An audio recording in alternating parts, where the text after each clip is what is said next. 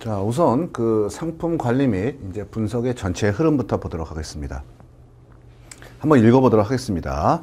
자, 현실적으로 매출 총이익은 매출 원가와 반품액이나 할인액, 재고 감모손 등의 금액을 제외한 순 매출을 기초로 계산하여야 한다. 이게 첫 번째고요. 두 번째, 매출 원가는 이제 두 번째입니다.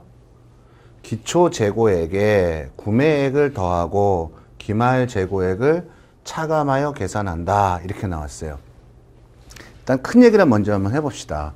상품 관리라는 것은 우리 이 뒤에도 나오지만 이제 그 머천다이징이라고도 보통 하죠. 예.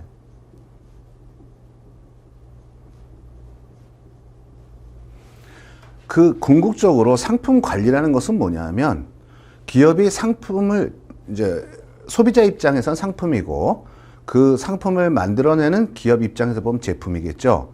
자, 그럼 그냥 우리 통일적으로 상품이라고 합시다.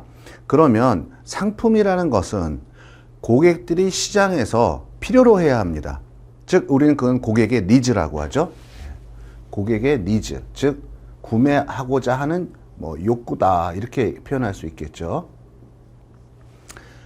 그 욕구가 있어야 됩니다. 그러면 소비자들의 욕구가 아주 많아요. 그러면 당연히 그 기업은 상품을 많이 만들어내야 되겠죠. 근데 상품을 많이 만들어 놓으면 어딘가에 쌓아놔야 되겠죠. 고객의 욕구에 맞게끔 이제 상품을 이제 출고를 해야 됩니다. 그때 우리는 그걸 이제 재고라고 하는 것이죠. 그러면 재고를 많이 쌓아뒀다. 근데 고객들의 니즈가 별로 없다. 그럼 어떻게 되는 겁니까? 기업 입장에서는 상품을 만들 때 들어가는 여러 가지 경비가 있을 거라는 거예요. 그건 여기에 나오는 뭐 상품을 만들기 위한 원재료, 매출 원가가 있을 수도 있고요. 그렇죠? 예. 그러면 고객의 욕구가 많지 않음에도 불구하고 재고액이 많으면 기업 입장에서는 손해를 보는 거죠.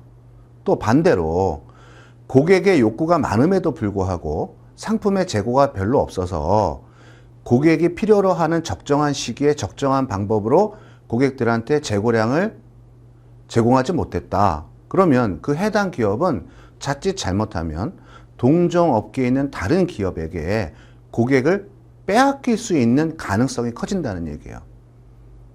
결국 재고가 부족함으로 인해서 고객이 이탈될 수 있는 큰 위험에 빠질 수 있다는 얘기입니다. 따라서 우리가 재고를 갖고 얘기했다시피 결국은 상품의 재고를 많이 할 것이냐 적게 할 것이냐 이런 판단은 물론 과거에 얼마만큼 상품을 많이 판매했느냐에 따른 통계적인 그 데이터를 기반으로 해서 산출할 겁니다. 즉 예측을 하겠죠. 따라서 이렇게 상품을 많이 만들어내고 재고를 많이 갖고 갈 것이냐 재고를 적게 갖고 갈 것이냐 즉 적정량의 재고량을 산출해야 된다는 겁니다. 그러한 모든 일련의 흐름을 우리는 뭐라고 한다? 상품 관리라고 한다. 이런 얘기예요. 결국 상품 관리는 뭘 포함한다는 얘기예요. 시장에서 고객의 니즈가 어느 정도 될 것인가 예측을 해서 상품에 대한 생산과 판매에 대한 일정의 계획을 세우는 그 전체적인 일련의 과정, 그것을 뭐라고 한다? 상품 관리라고 한다. 이런 얘기예요. 그러니까 여러분이 단순히 알고 있는 상품 관리의 이런 그 어떤 표면적인 의미보다는 좀 더 굉장히 많은 의미를 내포하고 있다. 이렇게 이해하셔야 된다는 얘기입니다.